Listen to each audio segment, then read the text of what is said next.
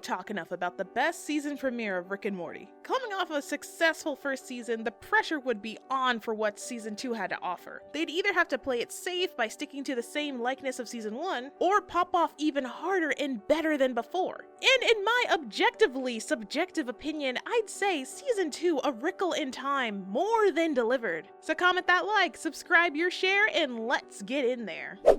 Picking right up where season 1's finale left off, Rick and the kids froze time for a long time, and due to Summer and Morty's feeling of uncertainty about their place within Rick's world, wanting to be the favored grandchild, it causes their time to split into different realities. The more uncertain they are, the more their times will split until they ultimately have 64 versions of themselves on screen. Meanwhile, Beth and Jerry accidentally hit a deer. Beth tries to save it but is held up by a hunter and his lawyer that claims that it's his property and that she's wasting her time trying to save the deer. I feel that the grounded B-plot for this episode held its own pretty well, especially when contrasted with the insane sci-fi happenings of the A-plot. I liked that Beth was unhinged and went to extreme lengths to save the deer, but wouldn't let her ego go to give it the proper care it truly needed. As if healing the deer was meant to prove something to herself, the veterinarians, the hunter, and the lawyer, more than it meant saving an innocent, injured animal. And Jerry, oh so lovable, pathetic Jerry, tried his best to support his wife, but kept screwing it up every step of the way. That pushed her further into her pettiness, until he made one hell of a comeback in the end. Jerry recognizes and takes fault for the deer getting hit, and did his best in helping save it. I loved how, despite how toxic these two can be, Beth and Jerry can bring out the best in each other, and support the other no matter how egotistical or wimpy they may be. It was a really cute, enduring B-plot. It makes me want to root for them, even though I probably shouldn't.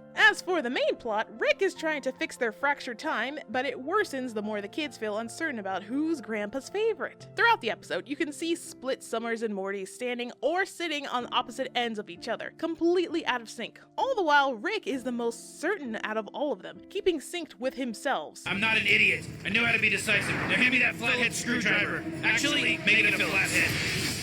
Oh, shit. Well, sometimes. When he thought that the other Rick was going to destroy him instead of merging together, it just doubled their problem, mainly due to a Morty throwing a Rick out of sync with himself. They later get the attention of a fourth dimensional being who gives them collars to sync up their times, but he's also a time cop that's gonna arrest them for messing with time crystals. Genuinely, I thought it was so cool how Rick defeated him by purposefully being uncertain and kicking his ass across multiple time splits. That was such a cool scene and a clever way of using their problem to their advantage. But there's no time to celebrate because their time is collapsing around them. Rick fixes their collars, Summer is safe, but one of the 64 Mortys collars isn't working, and it's holding up the other Ricks who are arguing with their Mortys. In a fleeting moment where Morty dropped his collar into the abyss, Rick, with little hesitation, willingly gives Morty his collar, ensuring his safety. And as he looks into the everlasting atmosphere, Rick comes to terms with his decision and accepts his fate, and just hopes that his grandson will grow into a better man than him. This is the most vulnerable we've seen Rick at this point in the series. For all of his reckless and careless actions, his blasé attitude about life and nothing mattering to him in the infinite cosmos, we see that in this moment something did matter to him. Someone mattered. Morty mattered. It's a beautiful and harrowing sacrifice Rick was willing to do, which makes him finding the other collar and saving his ass all the more hilarious. Yeah, Rick might love his family, but if there's a chance to still save his own ass, he'll take it in a heartbeat. Priceless. And the episode ends with Jerry just absolutely roasting them for their collars, which felt satisfying for Rick to get a taste of his own medicine. I find A Wrinkle in Time to be a non-stop emotional journey for all the characters involved, while having some laughs along the way. Something that I feel has been lacking in recent premieres, but I'll get to that in a moment. Also, can we just appreciate the artistry of this episode? The audio mixing, the voice acting, the visuals, oh my goodness. This episode is beautiful and goes hard on all cylinders. God, the storyboards and animation for this episode was so insane it kept crashing their software that the team uses, which is Toon Boom Harmony. Having all those different layers and putting 64 distinctive realities on screen was an insane attempt that sadly delayed season 2 for some time, but they pulled it off and it was well worth the wait. This episode just had some of the best dialogue too. You tried to yourself. Only in self-defense. Myself tried to kill me first. And I just love the scene where Rick puts Summer and Morty in their place using math. Like, they're not on any timeline right now, have limited time to fix their situation before they disappear, but this man takes out a whole ass whiteboard just to call his grandkids identical pains in his ass, proving it with math. Oh my, homeboy was using the Pythagorean theorem to put his grandchildren in their place. Oh my god. Rick is so fucking petty and extra, I swear. I laugh every time at that scene. I love it so much. But another great scene was when the Ricks were trying to eliminate each other. If you look at each distinctive reality, they all have different expressions and how they're all holding their weapons. It's just really cool detail. I love that attention to detail. It's amazing. Speaking of, the episode also has a ton of replay value. Catching all the little details in the character animation in each different reality, you could watch one half of the screen every other time and still follow what's happening. And the fact that Rick is possibly a descendant of Albert Einstein was a cute little Easter egg. Also, as a Key and Peele fan, I really appreciated their cameos in this episode, especially since this aired the same year their show came to an end on Comedy Central. Strangely cathartic in that sort of a cosmic sense.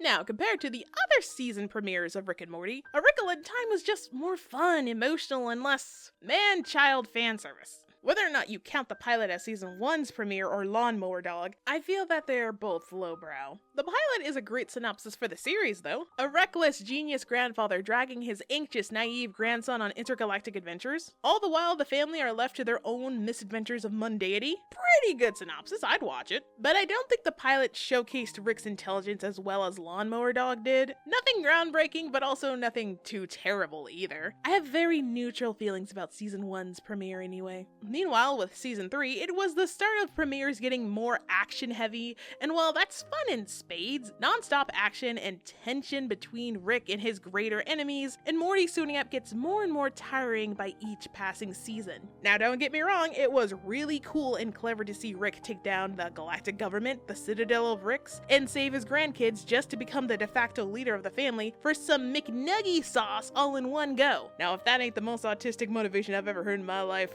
I don't know what is. This motherfucker's on the spectrum, yo! That's my problematic pan-autistic king!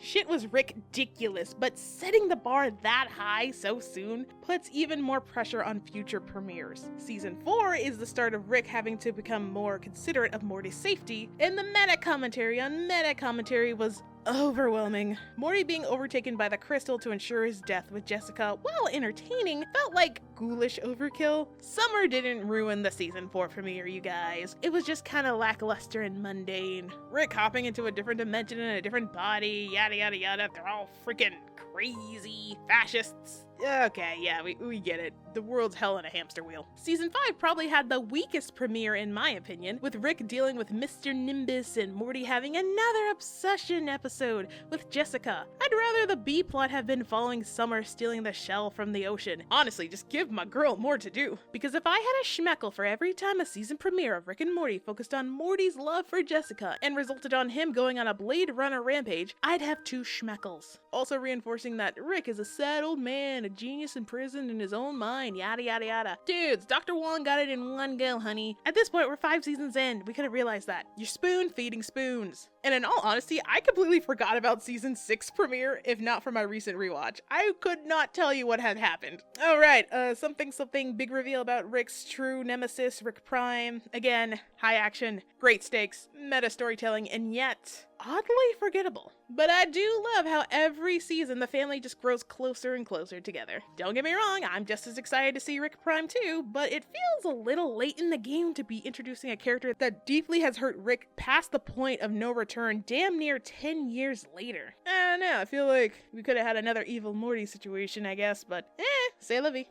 Now, I doubt season 7's premiere will change my mind, but A Wrinkle in Time will still stand as my favorite premiere of Rick and Morty, and arguably the best premiere of the series, in my opinion. I love episodes that involve Summer and Morty with Rick's genius bullshit that shows beneath his cold, dead heart that he ultimately does love and care for his family, and would even sacrifice himself to keep them safe. Power that with a heartwarming Beth and Jerry subplot, and you got the perfect episode of Rick and Morty. For me, anyway. What's your ideal premiere? Please let me know. Comment that like, subscribe your share. Thank you, everyone. I'm outta here.